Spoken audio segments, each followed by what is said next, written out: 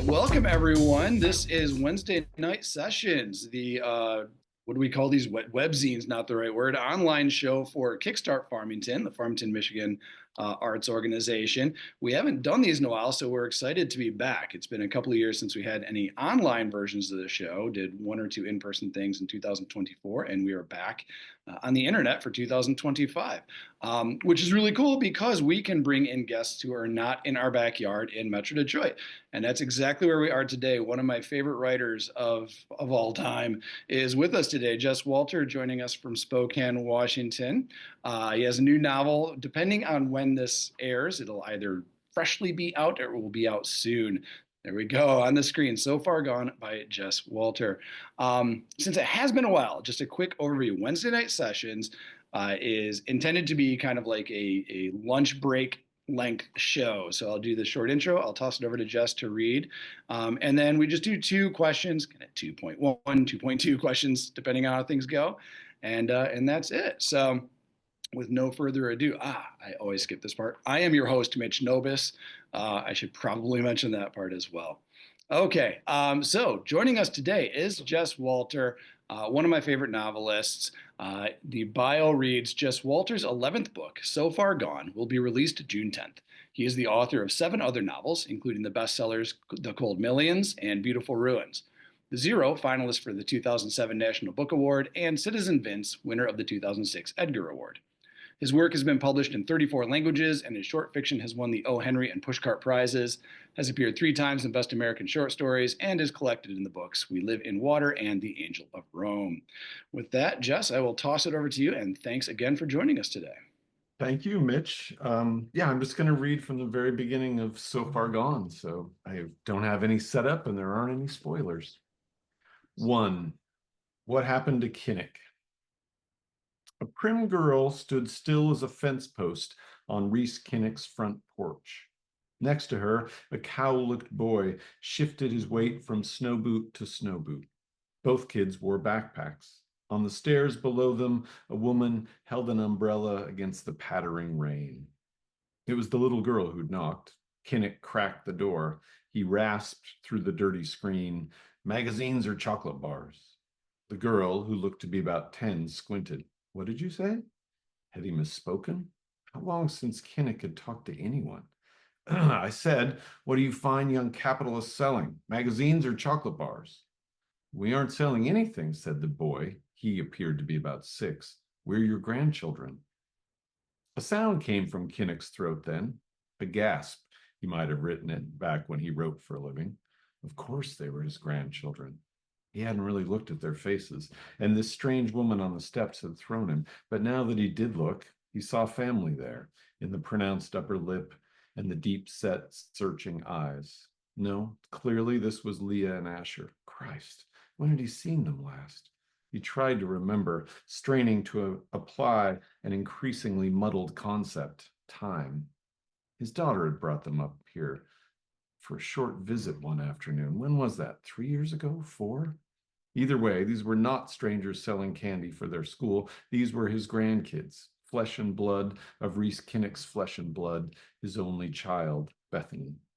But older than 6 and 10, more muddled time work was required to figure out how much. "Mr. Kinnick?" The woman with the umbrella was speaking now. "Yes," he said. "Yeah, I'm Kinnick." He addressed the kids again. Is everything, are you?" The thoughts came too quickly for his mouth to form around them. He opened the door wider. "Where's your mother?"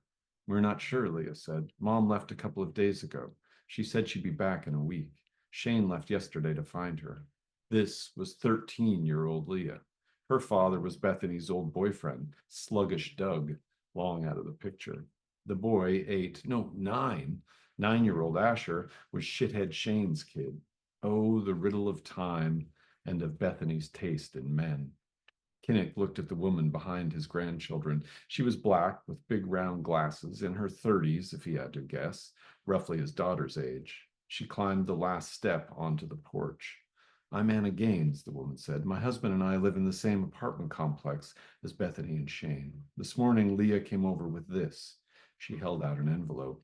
On it, written in Sharpie in Bethany's handwriting, "For Anna." Below that, "In case of emergency."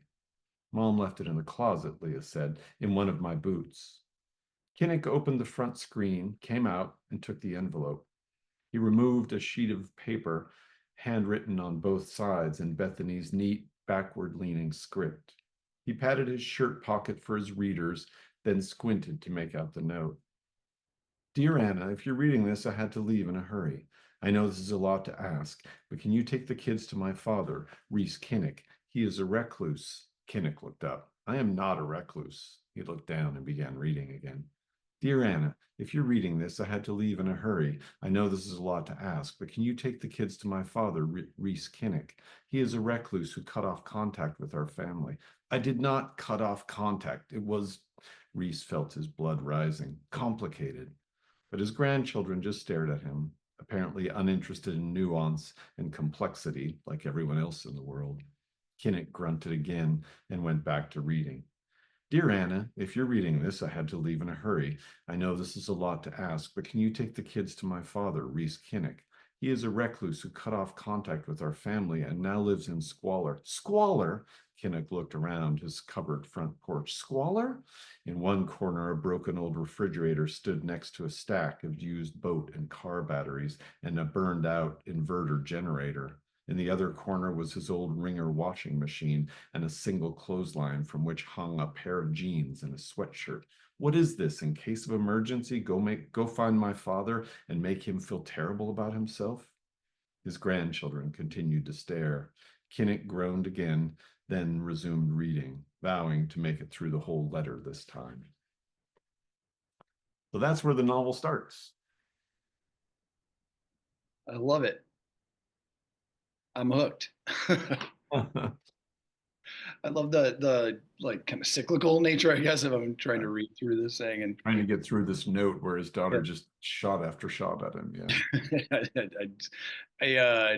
I suspect your audience is gonna like that, right? Because I mean, we all identify with that. Like as you're seeing somebody talk about you, like, nope, that want to edit that. I want to edit that. I want to edit that. One of the hard things about this book was starting out with this father estranged from his daughter, and I am so close to my children, and that was one of the hardest things to write. Was so Reese Kinnick is a former journalist who has gone off the grid and is fed up. Her daughter has married a conspiracy theorist, and he's gotten in a fight with that guy, and so has kind of written off the whole family, written off his daughter and his grandkids and his ex-wife. And so I just sort of wanted to start the novel in that moment and then have it open up into a kind of Charles Portis comedy full of wild characters. I love that. That's a tagline right there. Like send that to your publicist. Yeah, yeah. That'll get me and most of my friends to buy it just right there alone. The Portis of it all. Yeah. Yeah, yeah. The Portis of it all. I like that. That actually, I like that anecdote. That kind of leads into what I was thinking of for your first question in the show, anyways. So I'm going to try to connect my thoughts here. So I recently finished Citizen Vince. I think I've now read the Jess Walter catalog. Yeah, the oeuvre. I think that was the last one. And I'm really struck by like I said already earlier in the show. I absolutely love your writing. I love the short story collections. I love the novels. And I'm not just saying that because you're sitting here, but like, you're one of those writers that like, I know I'm going to enjoy myself jumping in, I'm not necessarily sure where it's going to go, but it's kind of like, you're in the hands of a master when you open that novel and you kind of trust you to take it where you're going to go. But having just read Citizen Vince, and I recently reread The Financial Lives of Poets, and I think like most people, I first found you via Beautiful Ruins, and all of your books, they have kind of a markedly different voice or style. Like, you think about the zero next to Financial Lives of Poets, next to Citizen Vince. Like, they're all male protagonists, but they're all told in such different ways, different approaches, different voices and tones. And then you're kind of talking about kicking off So Far Gone in a similar way of like, I've got to get into this character's headspace, even though it's so different than your own, and trying to inhabit that. So I guess just kind of try to mush that all together into a question, like how do you approach handling all these different voices and characters? How do you go about doing that with different projects? You know, one thing people might notice is I have a kind of interest in actors, from Beautiful Ruins to the stories in Angel of Rome, several feature actors. And I think it's one of the things I love about fiction writing is I get this role to play. And it does, with novels, it does tend to be men more often, but in the last story collection, I had several stories from the point of view of female characters. Um, and and unlike acting, a fiction writer doesn't have to be constrained by their age, their looks. I can play a 12-year-old. I can play, um, you know, characters who are straight or gay or from other countries. And I love the freedom of that. And I love the idea. I started as a newspaper reporter, and I think the one strength that I realized I had was a kind of empathy that I could bring to interviews and stories. And I've tried to bring that same quality to fiction writing. And so, um, not only imagining what it would be like to be a grandfather who's only seen his grandchildren once in 7 years, which would destroy me. It would like I don't have grandchildren, but my sister somehow has 21 of the things, and I am the greatest great uncle because I love little kids. And I mean, you can't get me away from a box of Legos or anything like that. I mean, the kids have long gone to bed and I'm still playing. So imagining that character is really hard, but once you find yourself in that place, for me, that's the great joy of writing, is to inhabit characters who are nothing like me and then follow them on these paths that they take. And that, and the joy of writing sentences and having those sentences connect into paragraphs and having elements of story come in. It's the part that I probably love the most. And I always take it as a great compliment that people say when someone will say to me, it's hard to believe the same person wrote all these books. Yeah. I think I think of myself as a great character actor of a novelist. I love that. We were just talking about the Portis. That should also be like in the blurb. Yeah. Right? Yeah. Like, Oh, yeah. great Yeah. character actor. It's hard to if you come up with the description yourself, it's hard to sneak it into a blurb. But a good writer friend of mine once said that I write stand-up tragedy, and which I thought was another great description. But I've yet to figure out a way to get that into a book description. So I love it though. I love yeah. it. I have we're not here for me, but I have a poetry collection coming out this year, and I had to co-write the thing for the Library of Congress. Oh, Like you have to have a little description. I had to co-write it, and it felt like pulling out teeth. Like I did right. teeth drive. There's always that moment, and I hope you praised yourself enough, because there's always that moment when I have to say something like propulsive, Yeah. and, I hilarious. left that part up to the editors. I couldn't do it. I'm like trying to like capture like the themes, I guess. Like, this is what I was going for. Can you please nuance it Right. into sentences? Yeah, yeah, it's hard to have to. I think that's one of the hardest things is when you're helping them write that jacket copy or that promotional copy. No, I mean blurbs When are does hard the enough. book when does the collection come out? Actually, probably roughly the same time as your Oh, novel. nice. It's a bit TBD because it's a brand new small indie press, and I'm in their first Congrats. book, so they're uh, Yeah. kind of getting everything ready before they officially set dates. And what's the title? Uh, Actually, it's a long BD. title. No, it has a title. I hesitated because I technically have two. After a decade of submitting poetry collections, I have two that were accepted and coming Oh, out the same year. congrats. Wow. Thanks. Yeah. You're on a Um, DiMaggio-like hitting streak. the Ted Williams of Yeah. middle-aged bad poets. Um, the first collection is called "The Size of the Horizon," or "I Explained Everything to the Trees." Oh, I love both of those titles. That's great. But it's all one. That's the one collection because I thought that was a I was being a that's smart great. aleck. That's I went great. with the long one. Great. Yeah. One of the great things about poetry collections is they can have those really great long titles too. Yeah. I decided to have some fun with it. Yeah, and you and I have emailed before. The novel manuscript is done. I'm dipping toes into the whole agent seeking Oh, process. good. Yeah, great. Yeah. Hopefully that goes someplace. But we're not here for me. We're here for you. So I want to circle back.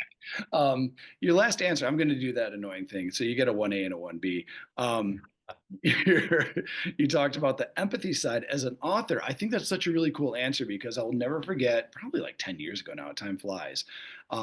Somebody, maybe at Boston University, someplace out east, they had done a study where they actually got people in MRI machines to read long fiction and tracked the brain activity to actually scientifically prove that yes, reading long fiction does improve your empathy. Right.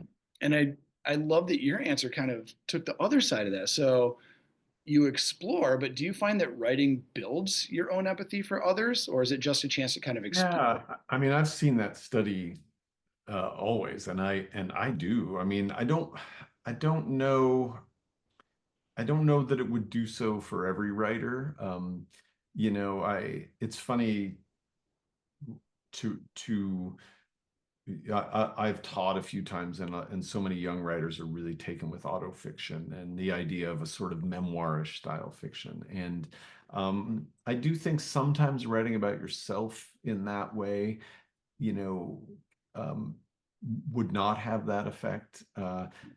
Maybe it's my reporting background, but I start with research. I start outside myself, and it's not, and I plenty of this gets into the work, but but I do think I tend to be a little more outward looking than in my approach as a fiction writer. And sometimes when I'm reading, especially memoir, and especially like some of those writers, I just saw one memoir writer describe an upcoming book as my most, was it my most uh, personal and my most personal and honest book yet.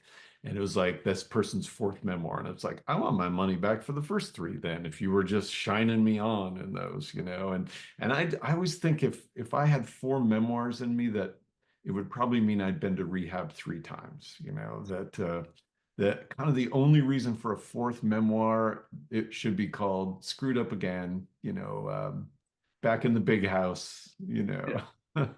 So, so that with that caveat, I do think fiction writing, um, like fiction reading, causes you, gives you the joy of experiencing other points of view.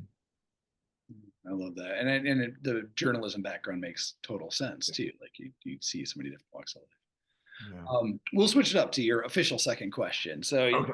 you and Yes. I, we were chatting before the show went live or whatever. We initially connected again, probably a decade ago because time flies. Back on what I like to think of nowadays as old Twitter, back when Twitter was kind of a functional and Yeah. happier place. Right. Um, and we would talk a lot about basketball. There's sort of a I'm a big fan of basketball literature, and there's not a ton of it out there, but there are a decent number of writers who play basketball. Mhm. And um, I think was it Ross Gay? Somebody has this great answer about how there's not a lot of basketball fiction because it's so poetic. Like basketball lends itself to Right. poetry, whereas baseball's kind of slower in developing its narrative, more novelistic. Basketball tends to be more poetic. Um, and while I think that's a great answer, I also wish we had more basketball uh, long fiction. Right. um, Right. and so I think about basketball a lot, and I'm Yeah. kind of rambling here, but I want to just throw it to you. This is not even necessarily a writing question. Just what is it about basketball itself that I'm assuming a positive answer here. I'm going to jump the gun and assume positivity. Why is basketball so glorious? What makes basketball Um, so integral to the lives for people like you and me who just can't? It's interesting because the next book I'm writing about is about basketball. And I found this really fascinating comparison, I guess, because those were my two dreams as a kid. I wanted to play in the NBA and I wanted to be a writer. And they both seemed as unlikely for a 5'10" one-eyed, not particularly talented guy who also was a first generation college student who grew up, in a very working class family without books around. And so they both seemed like, yeah, good luck, uh, the basketball side, like PE teacher was maybe what I really should have aspired to, and then journalist was probably the closest I was going to get to being a novelist. And I started thinking about the way in which, if let's say you wanted to be an accountant, and I told you, sure, do this, do that, and you have probably a 1 in 10,000 chance of supporting yourself. Who would major in accounting? But if you told a basketball player or a writer that, we would kill for those odds. 1 in 10,000. That's way better than I thought I had. And so that's sort of the premise of this novel. I was asked in an interview in London, as a matter of fact, if I wasn't a novelist, what would I want to do? And I couldn't even imagine myself into the NBA. As much as I think my imagination is one of my strengths as a writer, I couldn't even picture that. Like there was not like science fiction doesn't even go far enough for that. But imagine that I had played small college ball somewhere and now was an assistant coach, one of those teams that, hopes to upset a number 2 seed in the NCAA tournament, some liberal arts college somewhere, so I was an assistant coach on this campus, but every time a writer came to campus, I went to those events dreaming that I could do that. And it was just putting the shoe kind of on the other foot, and that quality of it being I think you're absolutely. I think Ross Gay, whose book about Julius Erving, I can't remember what it's called now. It was one of the. Yes, Beholding. What an amazing book. There are people who write about basketball. Poetry is one of the things we compare to jazz. It's more free form, more instant. The first sentence of my novel is, "You can't write basketball," and which is sort of a challenge to myself, because then for the next 4 pages, I go on to write this guy getting a shot in an NBA preseason game. So of course you can write basketball, but it does seem to fit poetry and jazz because it's free form. But a challenge like that is kind of what I live for. So yeah, so I'm writing this whole basketball book about a character who gets a brief shot at an NBA contract. He's basically just a warm body kicking around, hoping to get a 10-day. All he wants is a 10-day contract. So and 3 minutes in a regular season game, so his name goes in the record books, but he's also a writer. His girlfriend is a writer. Her ex-boyfriend is a writer. So I'm really trying to show the ways in which the two loves of and the two ambitions of my life, the two dreams really intersect. And that's been really fun to write about. I'm not sure that you could have pitched a book more up my alley. I mean, the fear is that the 6 people who feel exactly the same way are going to make this my most beloved and least sold novel ever. Yeah.